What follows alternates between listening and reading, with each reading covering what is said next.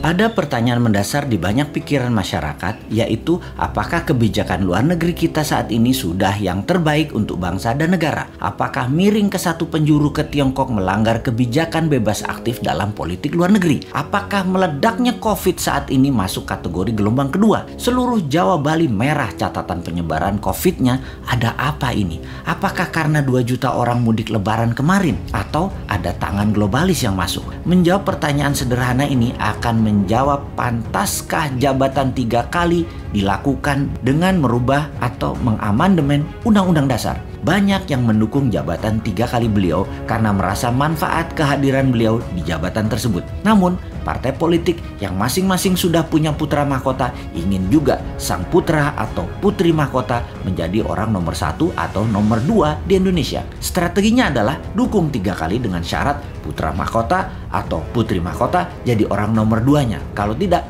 mereka tidak akan mendukung. Tetapi New Mind percaya diri. Walau diubah di amandemen Undang-Undang Dasar tersebut, jadi boleh jabatan presiden 3 kali dan incumbent melaju mencalonkan untuk ketiga kalinya, maka ini menjadi perjuangan menarik antara old mind incumbent versus new mind. Perjuangan melawan yang terbaik adalah kompetisi yang paling menantang. Rasanya kalau ini terjadi, boleh 3 kali pasangan Pak Jokowi Prabowo atau Jokowi Puan adalah posisi incumbent.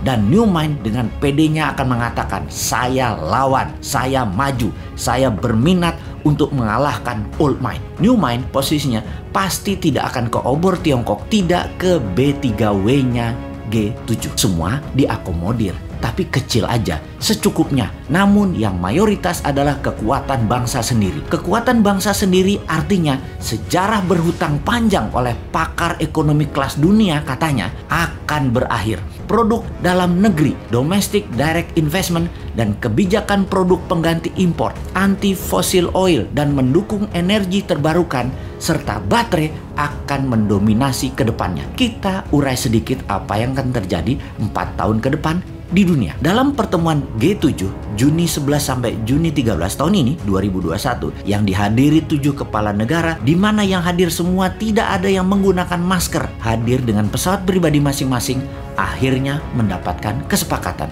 Kesepakatannya menarik dan media Indonesia untuk hal ini tidak digembar-gemborkan karena memang anti atau beda dengan kebijakan pemerintah saat ini yang miring jelas ke satu sisi, di mana di banyak negara ASEAN tidak terlalu miring ke satu sisi, tetapi tetap main 2 sisi, tetap main 2 kaki. Blok Barat dan Blok Tiongkok diakomodir. Karena media tidak menyorot, maka ya sudah, New Mind saja yang menyorotinya. Kebijakan G7 tersebut jelas anti BRI atau Belt Road Initiative-nya Beijing, anti strategi Debt Trap Economic Approach kolonialisasi 5.0 yang dijalankan Tiongkok ke luar negeri. Apa kebijakan mereka? Negara G7 ini, yaitu 7 negara besar di luar Rusia dan Tiongkok. Mereka, G7 atau Group of Seven, adalah organisasi 7 negara terbesar di dunia secara per kapita, secara gross domestic bruto.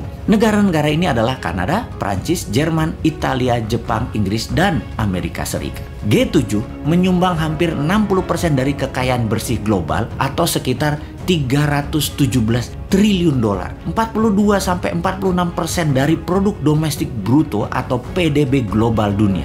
Sebagian besar anggota adalah kekuatan besar dalam urusan global dan memelihara hubungan ekonomi, militer, dan diplomatik secara erat dan saling ikat. Pertemuan di kota kecil Cornwall, Inggris ini melahirkan B3W yang artinya Build Back Better World, yaitu dengan menganggarkan dana sebesar 43 triliun dolar atau 10 kali dari anggaran obor Tiongkok yang nilainya 4,7 triliun dolar yang hanya untuk membiayai produk negara mereka sendiri yang produk akhirnya dipasangkan di negara koloninya. Yang menarik adalah B3W akan membangun negara kedua dan membangun negara ketiga dunia yang pro demokrasi murni. Ini syarat yang berat. Berat sekali bagi negara yang mau membangun negaranya bergabung dengan B3W ini. Mudah-mudahan Indonesia termasuk kategori negara demokrasi murni ya.